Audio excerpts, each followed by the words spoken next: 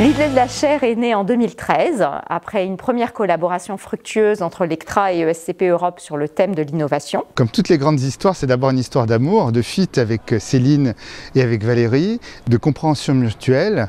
On a décidé d'aller plus loin et de créer une véritable chaire d'enseignement et de recherche. Parce que Lectra est très clairement un leader dans le monde, et depuis bien longtemps, sur l'utilisation des technologies dans le secteur de la mode, entre autres. Souvent on oppose la mode et la technologie, on a l'impression que ce sont des choses très différentes. Pour nous, c'est très complémentaire.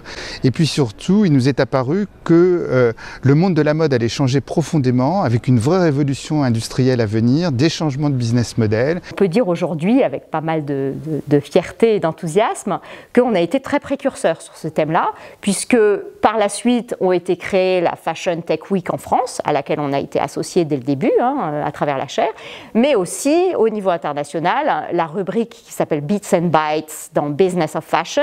En termes d'enseignement, nous avons lancé le premier cours Fashion and Technology en 2015 et nous sommes très fiers puisque c'est le premier cours sur ce sujet qui a été lancé en Europe et peut-être dans le monde. Nous avons aussi mis en place à partir de 2017 un séminaire multi-école où nous faisons travailler chaque année nos étudiants, ESCP Europe, avec les étudiants de l'Essier et les étudiants de la fabrique autour d'une thématique sur le vêtement connecté.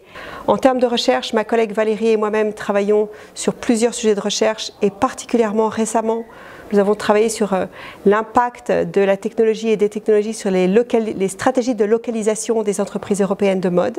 Dans notre cours Fashion and Technology ou Mode et Technologie, nous avons fait travailler nos étudiants sur les stratégies Instagram d'un certain nombre de marques de mode internationales.